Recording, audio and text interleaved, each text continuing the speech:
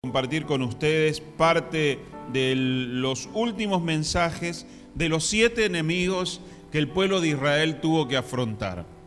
Quizá usted se acuerda, el primero que tratamos fue el eteo, después el gergeseo, el amorreo, el cananeo, el heveo, y ahora vamos a ver el fereceo. ¿Qué nombres, pastor? Bueno, son los enemigos que Israel tuvo que afrontar. 7 pueblos muy peligrosos, dice la Biblia, fuertes, preparados para la batalla. E Israel era un pueblo que venía de esclavitud, un pueblo nómade, agricultores, constructores, pero no guerreros. Sin embargo, Dios les dijo: yo voy a pelear por ustedes.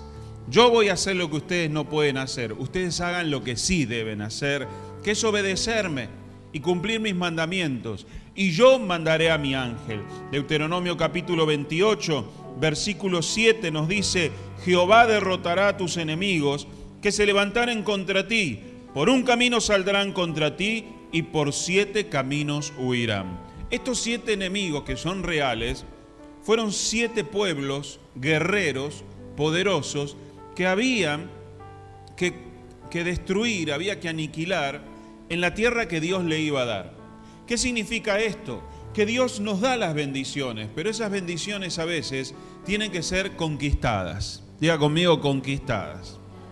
Uno querría que la tierra, el Señor te la dé vacía, con el pasto cortado, ¿no es cierto?, con el agua ya funcionando, pero la verdad que muchas veces Dios nos da la tierra, pero dice: bueno, entrá y trabajala. Y eso fue lo que Dios hizo con el pueblo de Israel. Yo voy a hacer de ustedes una nación.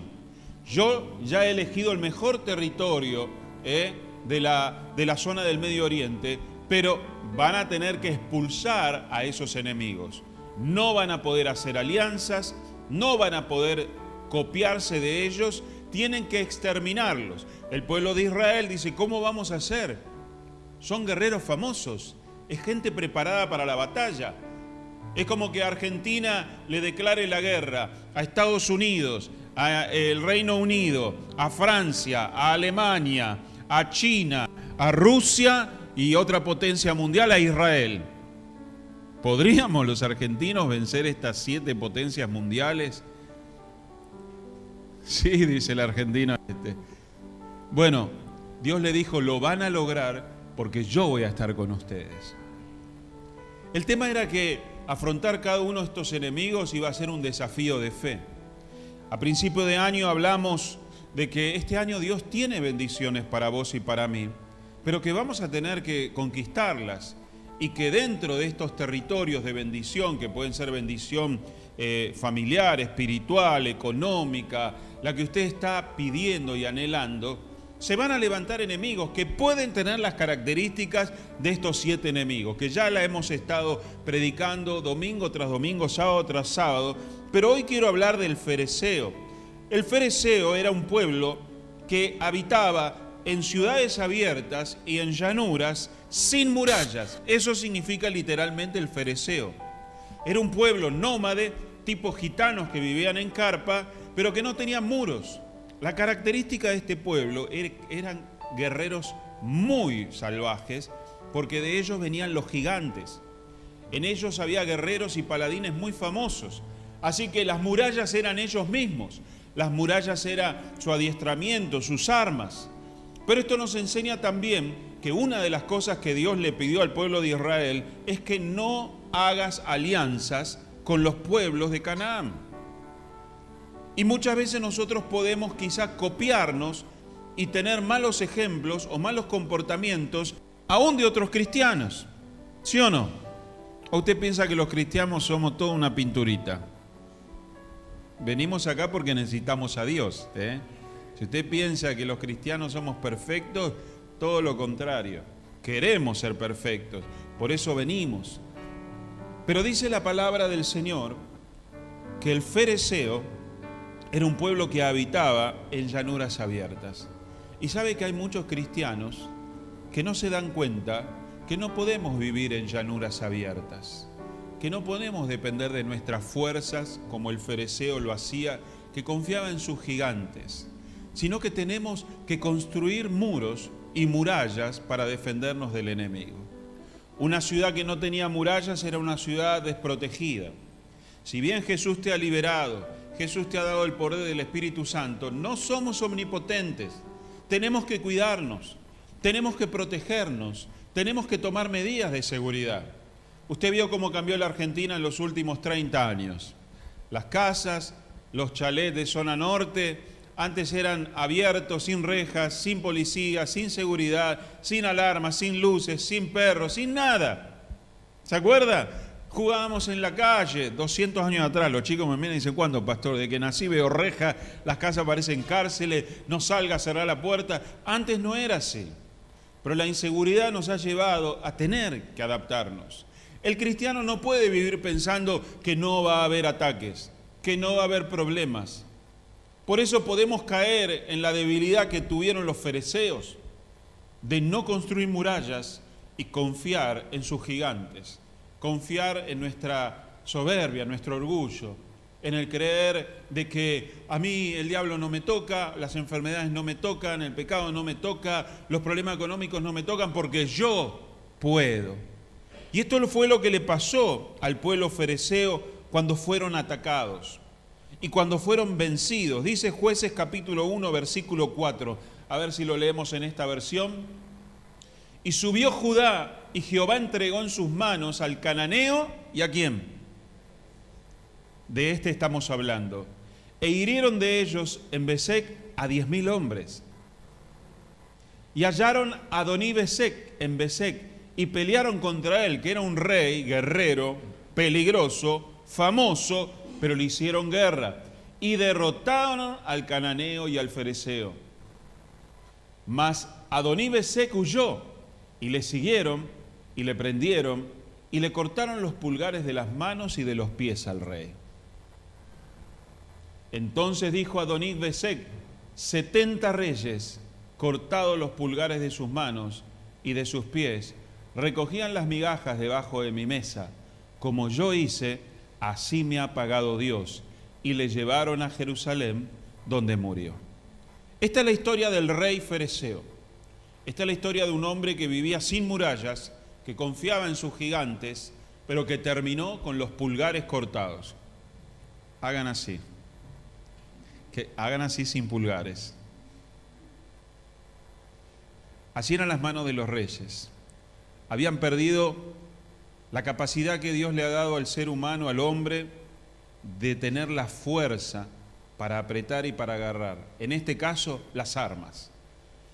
Al rey, cortándole los pulgares, le estaban diciendo, nunca más vas a agarrar una arma, ni una bandera, ni una espada. Has quedado totalmente lisiado de tu capacidad de gobernar y dirigir. Y no solo lo de las manos, sino que le cortaron los pulgares de los pies.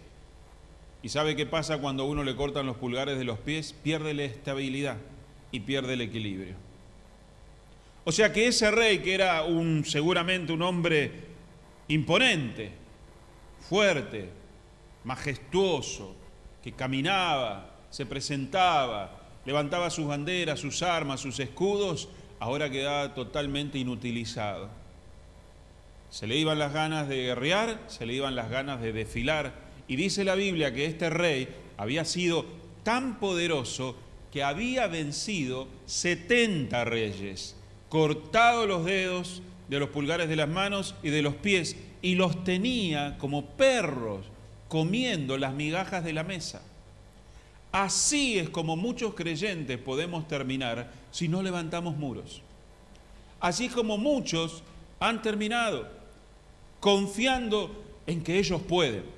Mucha gente me dice, yo no necesito a Dios. Ustedes los evangélicos van a la iglesia porque son débiles y necesitan a Dios, pero yo no. La verdad es que todos necesitamos a Dios, solamente que el necio dice en su corazón, no hay Dios. Pero la verdad es que cuando las papas queman, hasta los ateos dicen, Dios mío. Vaya a los hospitales, así que no esperes hasta el final. Dice que los grandes hombres, las mentes más prodigias, las personas más poderosas, han reconocido siempre a Dios. Y por eso les ha ido bien y han podido terminar bien. Pero es imposible no reconocer a Dios. ¿Dónde está la humildad y la soberbia del hombre? Por las nubes. Pero dice que este rey había llegado a tanta soberbia, a tanta maldad, que en el momento de desgracia reconoció y dijo, Dios me ha castigado por todo lo que yo hice. Ahora soy yo el que come migajas. Y así puede suceder, chicos. Y así puede suceder, hermanos. Que los cristianos que confiamos en nuestros gigantes, confiamos en nuestra trayectoria, confiamos en que tenemos gente a los pies comiendo migajas, no vamos a necesitar de construir muros. Y Judá arrasó con ellos. Lo destruyeron, lo aniquilaron y a él lo humillaron y murió como cualquier ser humano y como cualquier hombre débil, caminando con dificultad, no pudiendo ni siquiera agarrar una cuchara, cuando era un hombre de batalla y un hombre de un gran orgullo y soberbia, admirado por todo su pueblo. Por eso, queridos hermanos, este mensaje va a consistir cuáles son las murallas que tenemos que levantar como cristianos para protegernos, para no terminar en una vida comiendo migajas. ¿Usted quiere tener una vida abundante o una vida comiendo migajas como cristiano? ¿Sabe que hay cristianos que comen migajas? No disfrutan de toda la bendición. Viven chapoteando, no viven firmes, no viven estables. Porque cuando te cortan los pulgares de los pies, te convertís en un cristiano inestable. Un cristiano que un día está, otro día no está. Un cristiano con un pie adentro, otro afuera, que dice una cosa y hace otra. Es la inestabilidad espiritual, vivir como un fereceo. Nos hemos copiado quizá de la conducta del fereceo y entonces llevamos una vida inestable, de fe, de conducta, de bendiciones. Pero también vivimos una vida, en vez de guerreros que tomamos las armas, guerreros que estamos sirviendo a Dios, guerreros que estamos abriendo brecha en medio de las tinieblas, somos personas discapacitadas, creyentes que no agarramos nada, que simplemente estamos tirados ahí, viendo si algo cae. Pero Dios nos ha llamado, hermanos, para ser guerreros, predicadores, evangelistas, maestros, músicos y conquistar con el evangelio este mundo. ¿Cuántos dicen amén? Dios no quiere verte sin tus pulgares. Dios quiere que vos vayas al frente de ministerios, que vos seas la cabeza, la punta de lanza, que vos seas aquel hombre y aquella mujer que rescata vidas en los hospitales, en las calles, en las iglesias, en las escuelas dominicales y en donde sea. Un creyente con pulgares es un creyente que está sirviendo a Dios. Por eso, si vos no estás sirviendo a Dios, tenés que ver que quizás has perdido tu condición de rey y estás viviendo como mendigo, que no es el plan de Dios. ¿Por qué? Porque no levantaste muros. Y les puede pasar a cualquiera. Te puede pasar en ciertos periodos de tu fe, de tu vida, que capaz te dejaste deslizar, que quizás caíste en una debilidad, en un pecado, pero no podés quedar mucho tiempo así. Porque si bien te cortaron los pulgares, el Señor quiere restablecerte como lo hizo con el hijo pródigo, que le volvió a vestir, le volvió a dar el anillo, lo volvió a poner en la condición de hijo heredero. Muchas veces me he encontrado con gente que han sido pastores, han sido líderes, han sido músicos, y ahora sin pulgares.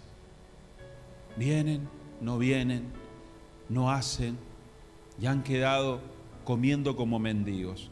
Pero quiero decirte que Dios quiere restaurarte, que Dios quiere y puede devolverte esa capacidad de guerrear y esa capacidad de tener la estabilidad espiritual para no caer nunca más. Debemos construir muros de protección. Ningún cristiano puede vivir indisciplinado. Debemos saber cuáles son estos muros. Y el primer muro que yo he encontrado en la Biblia es el muro de la santidad y de la integridad. La Biblia dice en el libro de Job, capítulo 1, versículo 8, que Dios le dijo a Satanás: ¿no has considerado a mi siervo Job, que no hay otro como él en la tierra, varón perfecto, recto, temeroso de Dios y apartado del mal? ¿Cuántos son así? Chicas, chicos, repito. Perfecto, recto, temeroso de Dios y apartado del mal. ¿Cuántos entran en estas condiciones espirituales? Hermana Nelly, usted que es la profesora. Por la fe, todos. Levante la mano. Porque lo estamos intentando. ¿Cuántos lo están intentando? Y Dios ve eso. Dios ve que vos entraste en una decisión de agradar a Dios. ¿Cuesta? Claro que cuesta, a mí me cuesta, a vos te cuesta, a todos nos cuesta.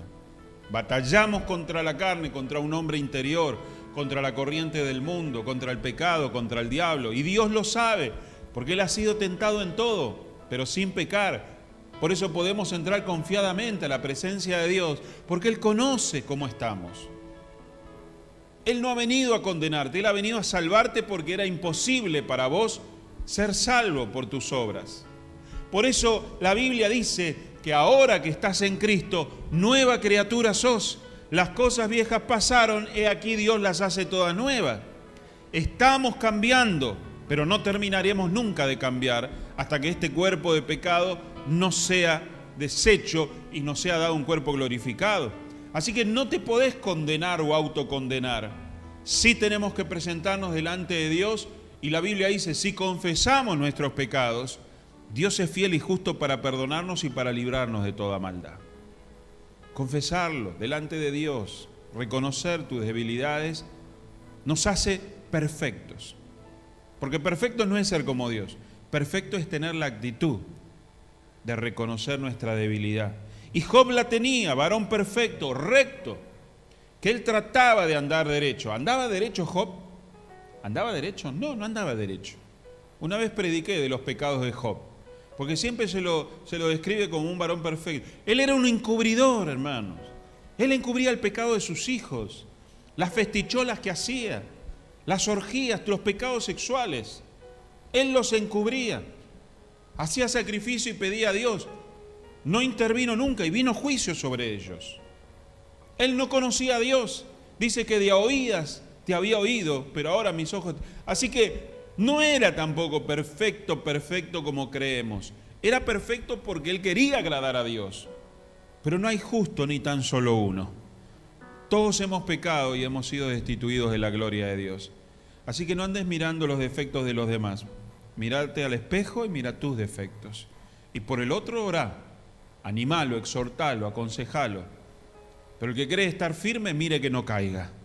Estamos en un camino donde todos nos tenemos que ayudar. Y que quizá algún día este cae, lo levanto. No lo pisoteo. No le digo, mire, se cayó. Y con crueldad tratamos muchas veces a nuestro hermano, a nuestra hermana. Job capítulo 1, versículo 10. Este hombre estaba cubierto por una actitud de santidad. No porque era perfecto, sino porque tenía la intención. Ahora, si vos estás viniendo a la iglesia hace poco y me decís, pastor, yo no quiero venir más porque todavía no dejé el cigarrillo, todavía me porto mal, digo malas palabras. Cuando esté bien voy a ir. Error, porque nosotros venimos porque estamos mal. Nosotros venimos porque queremos mejorar, porque nunca vas a poder estar bien. Y entonces dice la Biblia que Satanás le responde a Dios. Y en Job capítulo 1, versículo 10 dice, ¿no le has cercado alrededor a él y a su casa y a todo lo que tiene? Al trabajo de sus manos has dado bendición, por tanto, sus bienes han aumentado sobre esta tierra. ¿Qué tenía Job alrededor suyo que Satanás veía? Un muro, hermanos. Un muro construido ¿por qué? Por su integridad y su santidad. Al cual el enemigo que quería venir a destruirlo, a enfermarlo, a matarlo, porque el Satanás es ladrón y vino a robar, a matar y a destruir. Pero Job tenía un muro que lo cubría. El mismo muro que tenés vos y que tengo yo desde el momento que hemos aceptado a Jesús en nuestro corazón. ¿Cuántos dicen amén? ¿Usted tiene un muro de este tipo? La abuela me dice, ¿usted tiene un muro de este tipo como Job? ¿Sí o no? Porque Job era íntegro, era recto, era temeroso de Dios. Y usted también, hermano. Si no, ¿qué hace acá? Usted está acá porque decidió seguir a Cristo, ¿sí o no? Se bautizó, aceptó a Jesús en su corazón. Ya sabemos que nadie es perfecto, pero usted ha decidido seguir a Cristo, ¿sí o no? ¿Sí o no? ¿Le desobedecen a los papás? ¿Se enojan? ¿Se pelean con los hermanos, con las hermanas? ¿Se copian en el colegio? No quiero apuntar a nadie.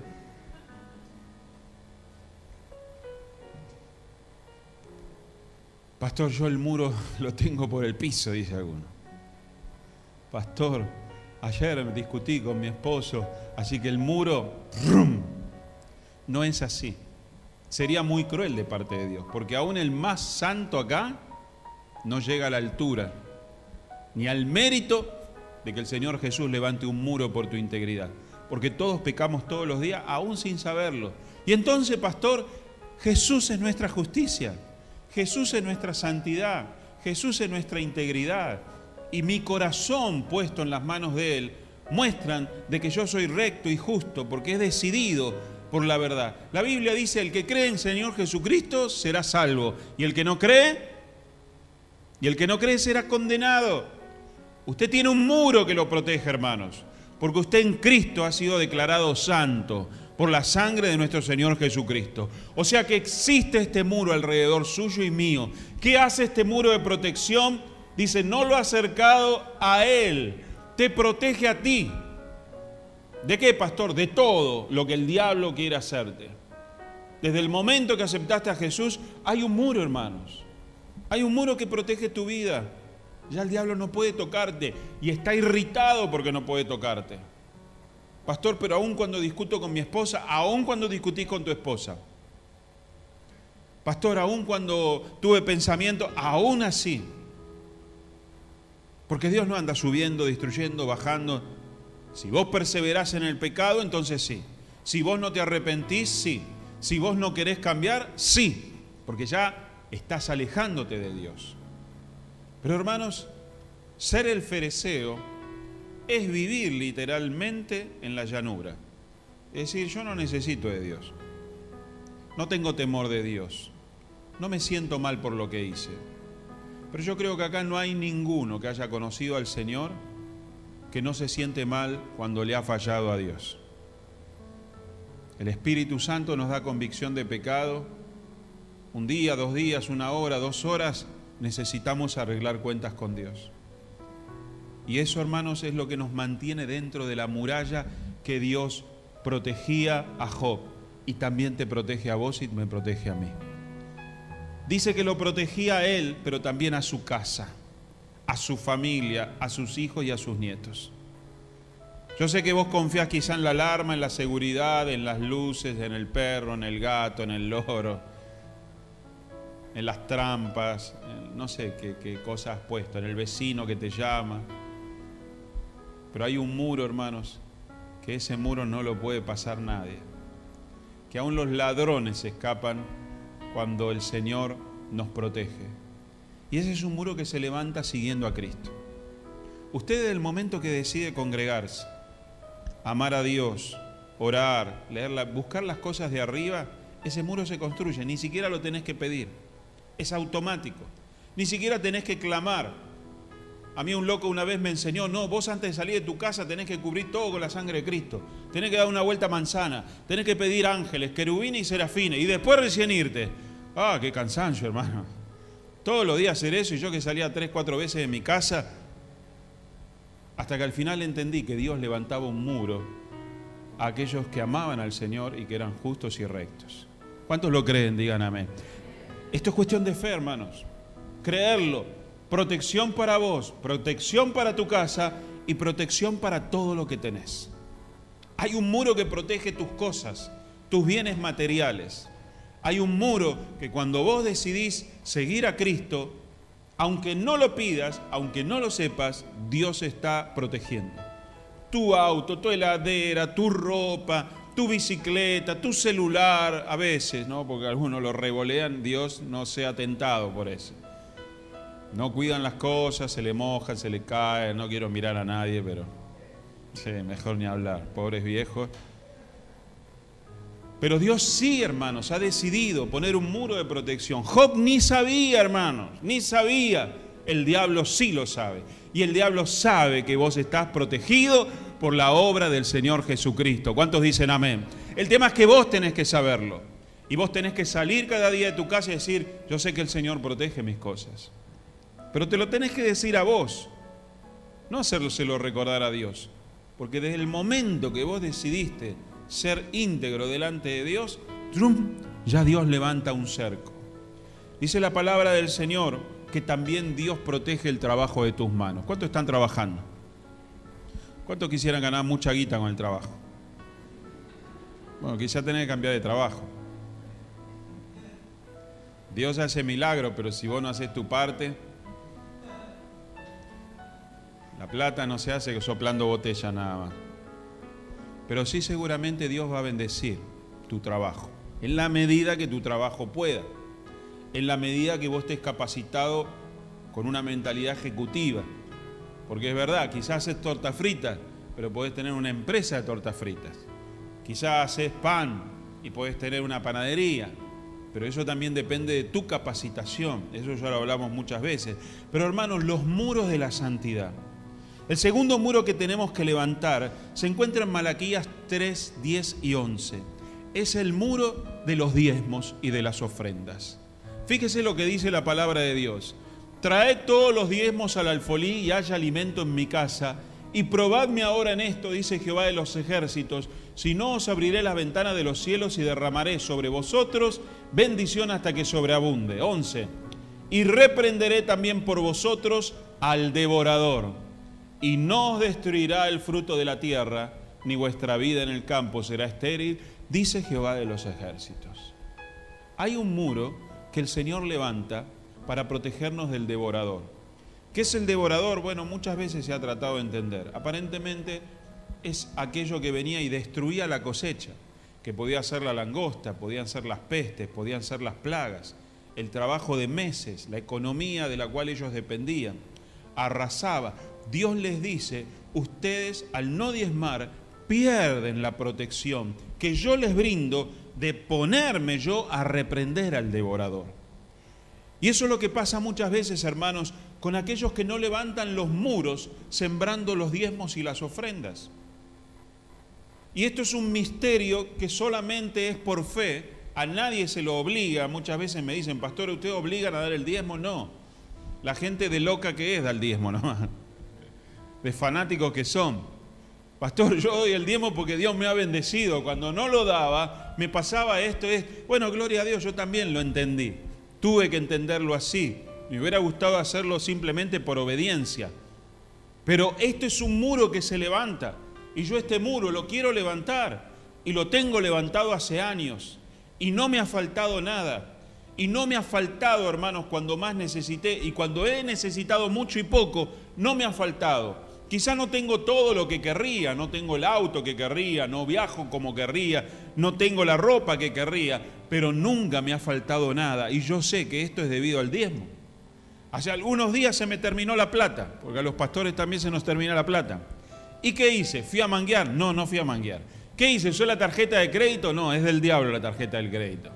Por más que diga banco, por más que diga Platinum, por más que diga de Marte, no las quiero, no las acepto. Como dicen los chicos, es una engaña pichanga, ¿no? O es como Santa Rita, por un lado te lo da y por otro lado te lo quita.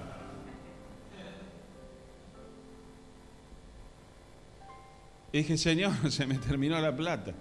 Con estas corridas que estamos teniendo, se terminó la plata. Y encima no pude cobrar mi sueldo porque, bueno, en la iglesia parece que los hermanos se fueron de vacaciones y se llevaban los diezmos también. Así que tuvimos que pagar las boletas y las cuentas. Así que no cobramos el sueldo, nosotros vivimos de un sueldo de la iglesia. Así que lo que usted también da es para pagarle, si lo ama, al pastor y a la pastora. Si no, nos vamos a buscar un trabajo como antes sin ningún problema. Pero no vamos a poder servir al Señor como querríamos. Y le dije, Señor, yo nunca pedí plata a nadie, nunca le pedí plata a nadie. Y sigo manteniendo eso. Así que estaba ahí que... ¿Qué hago? ¿Compro? ¿No compro? ¿Qué? Tenía que comprar pañales para Claudia, tenía que comprar comida para ir, tenía que comprar estas cremas, lo otro, nafta para el auto porque voy como 18.000 veces. Digo, bueno, Dios, hasta acá llegué. Ahora te toca a vos. Ese día, hermanos, me llama una hermana, la cuñada de Nelly, me dice, Alfredo, tengo algo para llevarte para Claudia. ¿Vas a estar en la iglesia? Sí, vino. Estábamos trabajando porque el día martes, que fue feriado, estuvimos trabajando acá los hermanos. No sé dónde estaba usted. Le pregunté al Señor, Señor, ¿dónde están? No sé, los ando buscando, pero no sé. Así que limpiamos, arreglamos cosas, hicimos mantenimiento. Llega la hermana y me dice, toma, esto es para Claudia. Te lo tendría que haber dado un mes atrás, pero no tuve tiempo. Es un regalo de cumpleaños para Claudia. Digo, bueno, agarré, lo dejé ahí, se fue. Y después al rato me escribe y me dice, mirá, son unas galletitas que yo tenía para el cumpleaños de Claudia, pero también hay un sobrecito adentro con $100 para ustedes. Así que tómenlo como una ofrenda de amor para vuestro ministerio. Yo dije, gracias, Señor, ahí está. La hermana se había olvidado hace un mes. Hace un mes Dios le había dado la plata. Y esa plata llegó en el momento justo cuando Dios quería. Y eso se llama, hermanos, muros levantados por la fidelidad que uno tiene con Dios con los diezmos. Nunca me ha faltado nada. Siempre ha llegado en el momento justo. Por eso usted tiene que aprender a levantar en su vida un muro a través de los diezmos y de las ofrendas. Esto le retoca a usted como bendición, le toca a usted como una honra al Señor. Hay milagros sobrenaturales todos los días con aquellos que diezman. La iglesia no necesita el diezmo, la iglesia se mantiene sola, Dios se ocupa. Es usted que necesita honrar a Dios con sus bienes. Es usted que necesita que cuando venga la desgracia económica, haya un muro que Dios reprenda al devorador. Es una cuestión de fe. Quizá usted tiene, pero no tiene todo lo que tendría que tener. Porque usted ha estudiado, ha heredado, tiene sus cosas, pero usted no sabe lo que es la bendición del diezmo si nunca diezmó. Es un paso de fe, es un paso de obediencia y es un paso de creerle. Por eso Dios dice en el versículo anterior, pónganme a la prueba, porque Dios instituyó el diezmo para la humanidad. Dios le dijo, yo quiero de que todo lo que tienen el diezmo lo traigan a la iglesia, para que la iglesia tenga para servir y ayudar a la humanidad. Dios lo estableció y el pueblo no lo hacía y se quejaba porque había pestes, había miseria, había esto y no podían comprar y se les rompía esto, el otro. Y Dios le dijo, bueno, ustedes están bajo maldición, léalo todo el capítulo, pero yo les voy a explicar por qué. Yo les dije que traigan los diezmos y ustedes no los traen, pruébenme. Y les dice, pruébenme, traigan los diezmos y van a ver lo que sucede.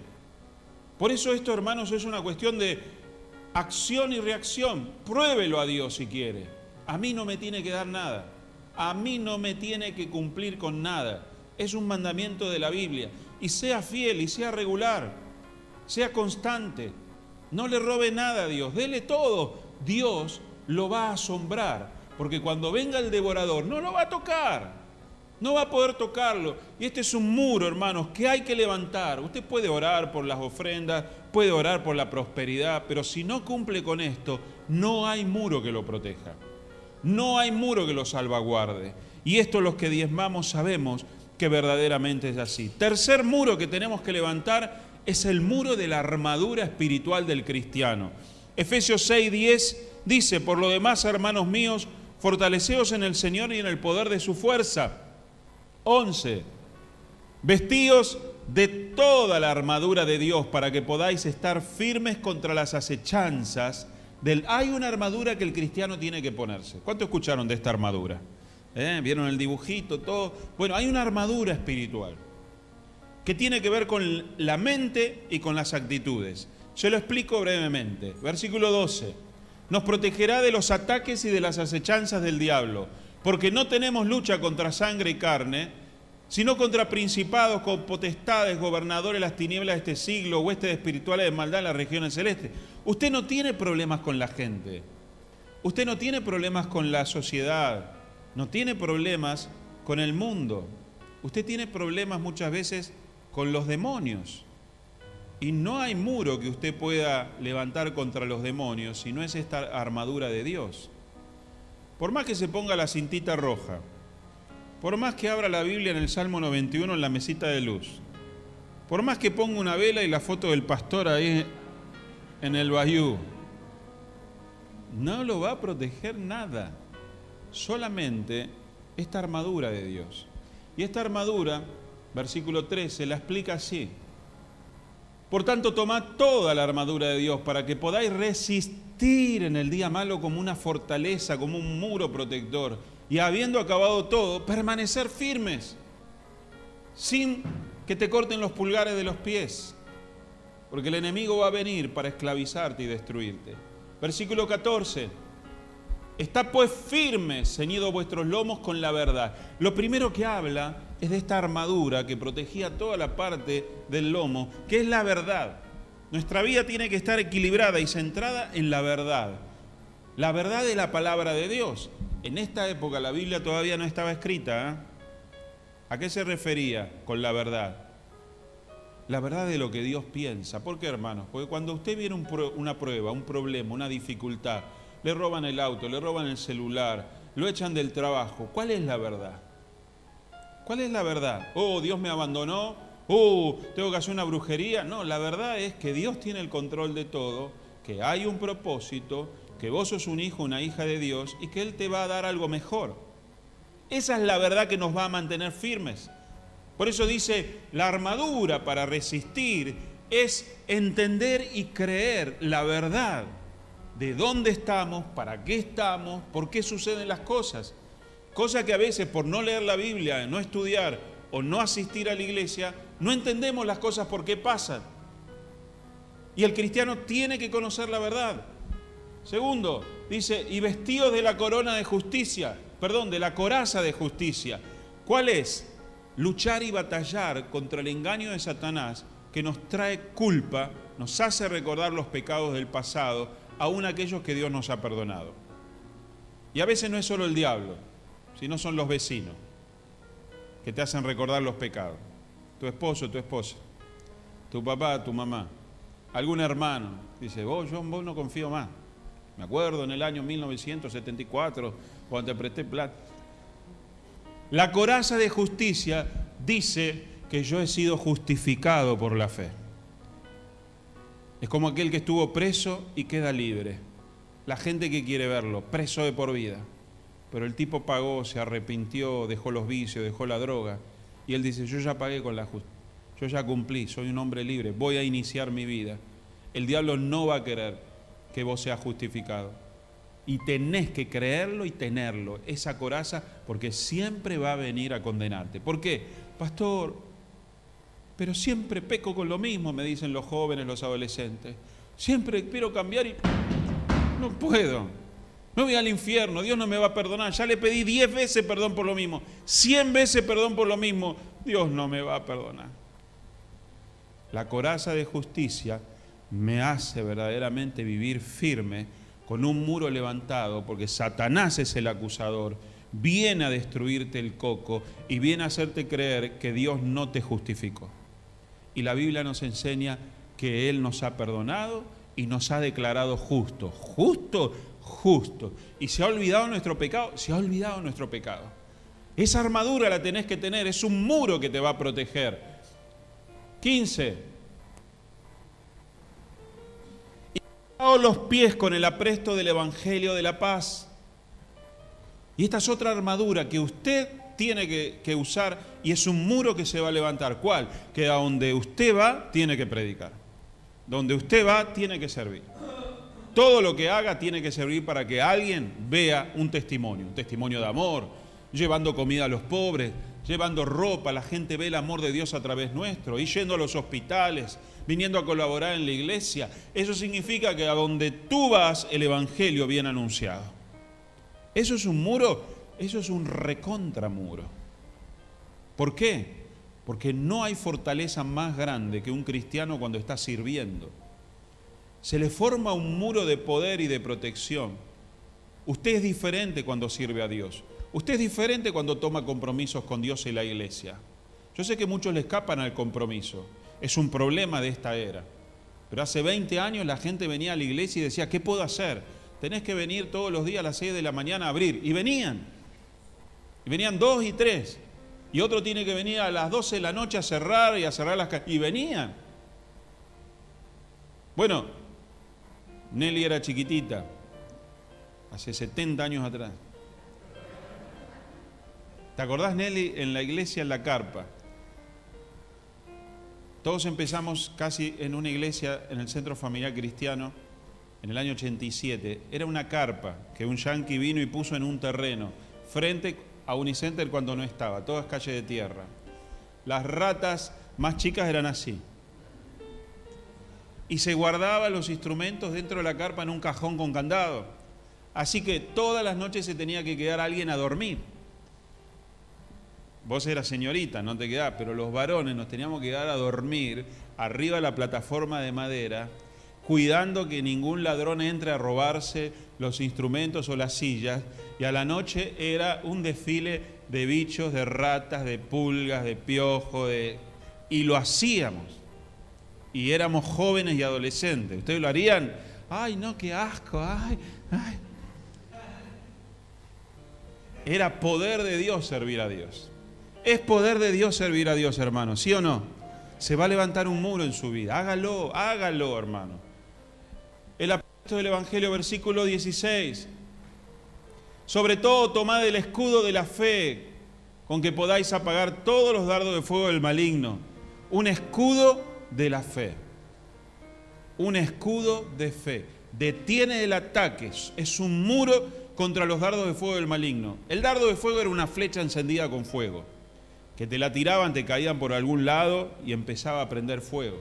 Son los pensamientos, son los ataques del diablo que te lanza a la cabeza y te empiezan a hacer el coco y te prende fuego después.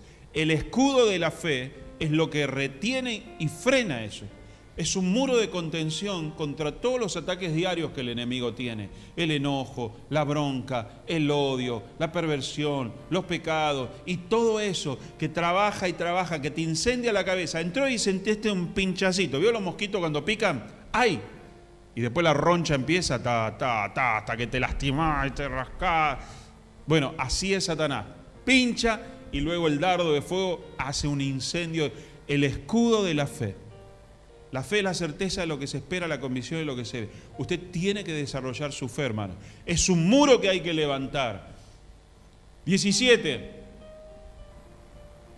Y tomad el yelmo de la salvación, el casco. El yelmo de la salvación era el casco que lo protegía de los golpes en la cabeza. ¿Por qué? Pues la Biblia dice que debemos cuidar nuestra salvación. ¿Y qué es cuidar la salvación?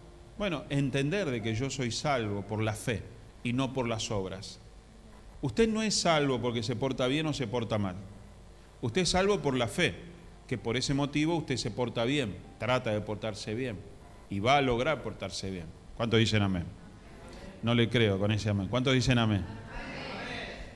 Y después dice, y la espada del Espíritu Santo. El Espíritu Santo es una espada. El Espíritu Santo que tenés adentro es una espada, la tenés que usar, que es la palabra de Dios.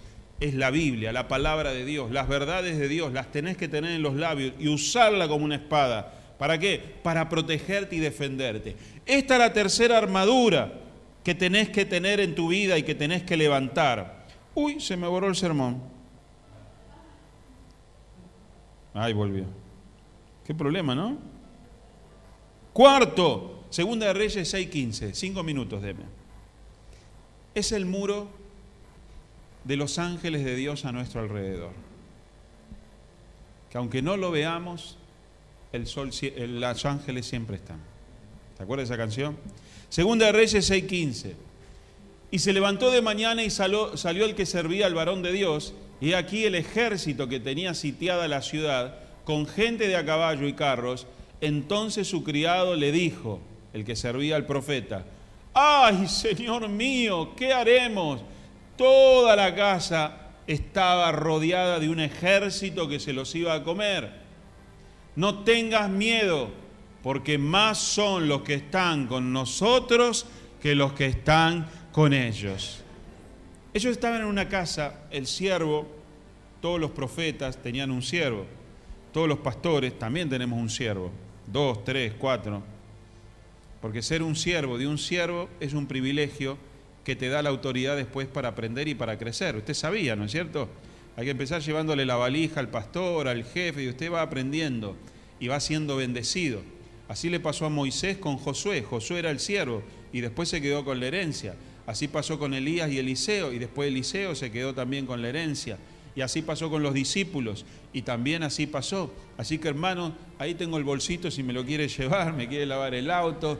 Es así como se crece, poniéndose debajo de otro que lo bendice. Y el siervo subió a la terraza y vio esto, bajó corriendo, y él le dijo, pará, son más los que están con nosotros que los que están... Y el tipo dijo, este está loco, está borracho, ¿qué le di? Si estamos solos, él y yo. nos van a liquidar. Y entonces dice el versículo 17, y oró Eliseo y dijo, te ruego, Jehová, que abra sus ojos para que vea. Y entonces Dios abrió los ojos del criado, los ojos espirituales, y miró, y aquí que en el monte estaba lleno de gente de a caballo y de carros de fuego alrededor de ¿quién? De Eliseo. 18. Y luego que los sirios descendieron a él, oró Eliseo a Jehová y dijo, te ruego que hirieras con ceguera a esta gente, y los hirió con ceguera conforme a la petición de Eliseo. No lo ves, pero está. ¿Por qué está? Porque Dios ha decidido mandar a su ángel que acampe alrededor de los que le temen y los defiende. Aunque no lo veas, hermanos, estos muros son para aquellos que sirven a Dios, aquellos que temen a Dios. Donde vos vayas, el Señor tiene un ejército de hombres, guerreros a caballo espirituales, una manera de decir poder y autoridad, porque el caballo te daba una potencia en la guerra impresionante. Hebreos 1:13 dice, ¿a cuáles de los ángeles dijo jamás, siéntate a mi diestra hasta que ponga a tus enemigos por estrado de tus pies? ¿No son todos los ángeles espíritus ministradores enviados para servicio a favor de los que serán herederos de la salvación? Hebreos 1:14. Los ángeles están para servirnos, aquellos que somos herederos de la salvación, pero no aquellos que están mirando Netflix, no aquellos que en vez de venir al culto están paseando por los barrios de Palermo, no aquellos que en vez de estar trabajando están escondidos robándole las horas de trabajo. Es para aquellos que están sirviendo a Dios, es aquellos que están trabajando y viviendo para Dios. Imagínense que el ángel te va a ayudar a que te copies, Nacho. Ay, Señor, manda a tus ángeles para que la maestra no vea nada. Y Nacho copiándose. Vos te pensás, no, digo así por decir. No es que me haya enterado que te has copiado este año. Los ángeles acampan alrededor de los que le temen y los defienden. ¿Cuántos tienen un muro de ángeles alrededor? Si temes a Dios, hermanos, ni siquiera tenés que pedirlo. Muchas veces hay locos que te dicen, no, vos tenés que pedir que los ángeles vengan y te asistan. ¿Ah, sí? Sí, yo no salgo sin pedir una legión de ángeles. Qué importante que sos, 5.000 ángeles para que vos vayas al trabajo en colectivo. Sí, yo salgo de mi casa y digo, ya ordeno que una legión de ángeles me proteja y me lleve hasta el trabajo. Y el loco se lo creía que Dios le mandaba una legión de ángeles. Dios los manda porque ya lo escribió y lo determinó. Y ni siquiera tenés que preocuparte. Por eso Eliseo le dice al criado, no temas, porque están siempre con aquellos que le temen a Dios. Si estás sirviéndole a Dios y si estás en el lugar indicado que Dios quiere para tu vida. ¿Cuántos dicen amén? Hermanos, este muro automáticamente se prepara cuando vos decidís servir y seguir a Cristo. Dice el Salmo 91:11, pues a sus ángeles mandará Él acerca de ti, que te guarden en todos tus caminos, en las manos te llevarán para que tu pie no tropiece en piedra. Este es el muro que se construye con ángeles que Dios manda a aquellos que le sirven y a aquellos que le temen. ¿Cuántos tienen este muro alrededor? Ni se preocupe, hermano, usted ocúpese de lo que Dios le dice que se ocupe. Y Dios se va a ocupar de lo que prometió. Y último, los muros de la oración de la iglesia. Poneme Hechos 9:1, antes que se me apague la tablet.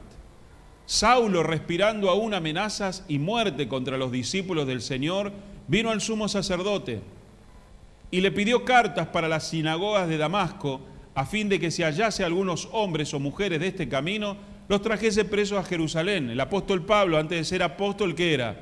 Un mercenario, perseguidor de los cristianos, estaba envenenado, endemoniado, los odiaba, hombres, mujeres y niños, los metía preso y además permitía que se los matase, como pasó con Esteban. Él sabía que había un muro en la ciudad, que era un muro legal, que era el muro que él necesitaba pasar con cartas, por eso pide cartas para tener el permiso. Lo que él no sabía es que había un muro levantado también por la oración de la iglesia. Que aunque tuviese todas las cartas, todo el ejército, había un muro que la iglesia había levantado en oración. ¿Cuántos dicen amén? Hay poder cuando la iglesia ora. Dice la palabra del Señor, dice, y le pidió cartas para entrar ahí a fin de que se hallase algunos hombres y mujeres de este camino, trajese presos a Jerusalén. 3. Mas yendo por el camino, aconteció que al llegar cerca de Damasco, repentinamente le rodeó un muro de luz y de poder. Nadie podrá hacerte frente. Nadie podrá tocarte. La iglesia se había puesto a orar. La iglesia sabía que venía Pablo persiguiendo a los creyentes y el Señor levantó un muro de protección. Es verdad que Dios a veces permite que la persecución avance.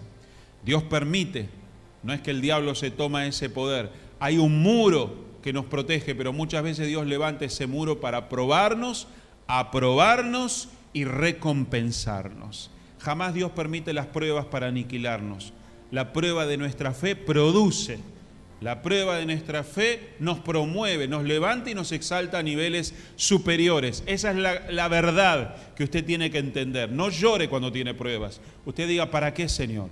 ¿Qué me querés enseñar? ¿Qué bendición viene? Y entonces dice el versículo 3, que un muro de luz lo rodeó. 4. Y cayendo en tierra oyó una voz que le decía, Saulo, Saulo, ¿por qué me persigues? Porque el que te persigue a ti, lo persigue a él. Y el que te toca a ti, lo toca a él. Y este es un muro que la iglesia levanta en oración, que es el mismo Señor que viene a defenderte. Ninguno podrá tocarte, tus enemigos se la tendrán que ver con él. Ay de aquellos que buscan tu mal.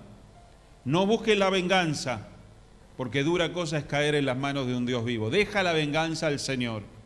Ellos podrían los cristianos haber armado, haber hecho un ejército, pero ellos habían aprendido de que tenían que orar y dejar todo en las manos de Dios. Dice la palabra que el mismo Dios lo frenó y lo tiró del caballo, del camello, del asno. No. ¿Cuántos dicen que se cayó del caballo? No dice la Biblia. Los dibujitos dicen, venía caminando y se cayó. No agregue cosas a la Biblia que no hay. Versículo 5, termino. Y dijo, ¿quién eres, Señor? No había visto este muro. Es como las películas de ciencia ficción, que vienen, ¡oh! ¿Qué hay? Un muro acá, ¿no? Y la gelatina ahí que se mueve. Y pasa la mano, ¿no? ¿Cuántos tienen ese muro invisible? Levanten la mano, este muro es el Señor que lo protege cuando usted ora, cuando usted va al colegio, cuando usted va al trabajo, cuando están los brujos al lado de su casa, a la vuelta manzana, cuando vienen los piqueteros, la barra brava de Boca.